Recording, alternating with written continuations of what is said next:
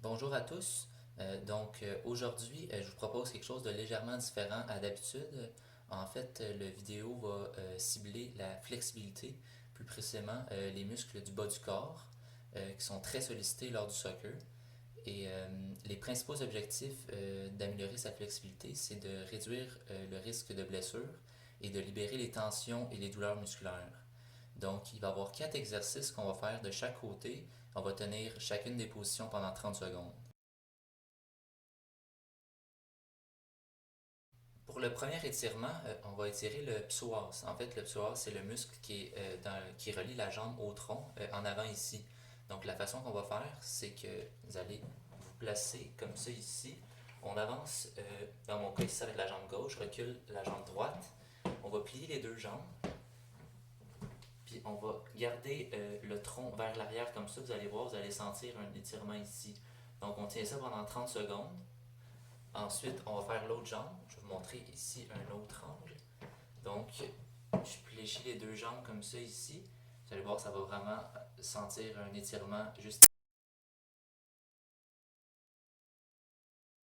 Maintenant, pour le deuxième exercice, on va étirer les mollets. En fait, on va prendre quasiment la même position, donc comme ça ici, mais je ne vais pas fléchir la jambe qui est en arrière. Je vais pousser dans mon talon vers le sol. Vous allez voir, on va vraiment le sentir dans le mollet juste ici. Donc, on tient ça pendant 30 secondes. Ensuite, on fait l'autre jambe. Comme c'est ici, on n'oublie pas de pousser dans le talon vers le talon arrière, je veux dire, pour comme le sentir dans le mollet, vous allez voir. Donc, tient ça 30 secondes.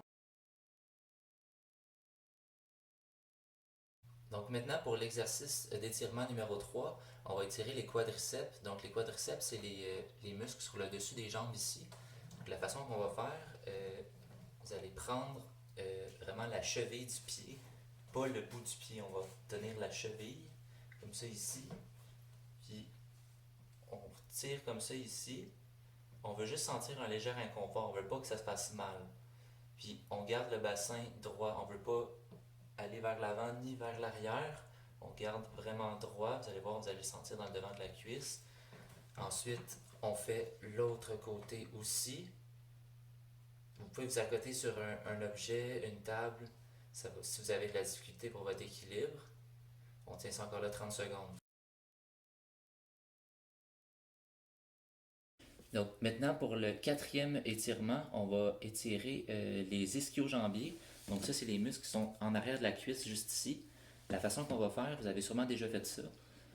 On se place au sol, on fléchit une des jambes qu'on tient comme ça ici, puis on va aller chercher le plus loin possible comme ça ici, puis on va tenir ça pendant 30 secondes.